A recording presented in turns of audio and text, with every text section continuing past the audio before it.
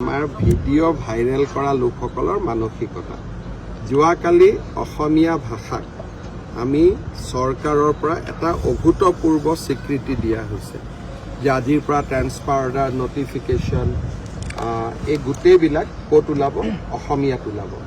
এতিয়া আপোনালোকৰ টিভি চেনেলবিলাকৰ কাৰণে সেইটো নিউজ সৰু ইটো নিউজ ডাঙৰ, গতিকে এতিয়া মই ভাবোঁ যে এই মানসিকতাটোৰ লগতেই মই যুঁজি আছোঁ যোৱা 5 বছৰ।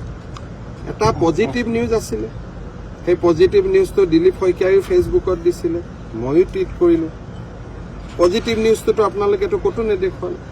এনে অসমীয়া ভাষাত যদি ক'ৰবাত বিহাৰী মানুহ এটাই কিবা এটা কৰে আপোনালোকে তাল ফাল লগাই দিয়ে, হয়নে?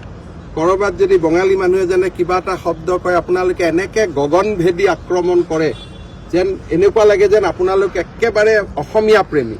কিন্তু কালি যেতিয়া আমি ক'লোঁ যে অসমীয়া ভাষাক প্ৰত্যেক পৰ্যায়তে চৰকাৰে লোৱা হ'ব, আপোনালোকেতো নিউজেই নবনালে। তাৰমানে আপোনালোকৰ মানসিকতা দেখ ক'ত নেতিবাচক কথা আছে বিচাৰি ফুৰিব লাগে। আমাৰ ভিডিঅ' ভাইৰেল কৰা লোকসকলৰ মানসিকতা যোৱাকালি অসমীয়া ভাষাক আমি চৰকাৰৰ পৰা এটা অভূতপূৰ্ব স্বীকৃতি দিয়া হৈছে যে আজিৰ পৰা ট্ৰান্সফাৰ অৰ্ডাৰ নটিফিকেশ্যন এই গোটেইবিলাক ক'ত ওলাব অসমীয়াত ওলাব।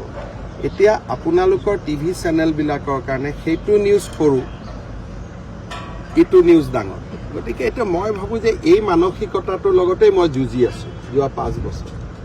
এটা পজিটিভ নিউজ আছিলে, সেই পজিটিভ নিউজটো দিলীপ শইকীয়ায়ো ফেচবুকত দিছিলে, ময়ো টুইট কৰিলোঁ।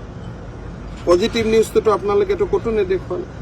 এনে অসমীয়া ভাষাত যদি ক'ৰবাত বিহাৰী মানুহ এটাই কিবা এটা কৰে আপোনালোকে তাল ফাল লগাই দিয়ে, হয়নে?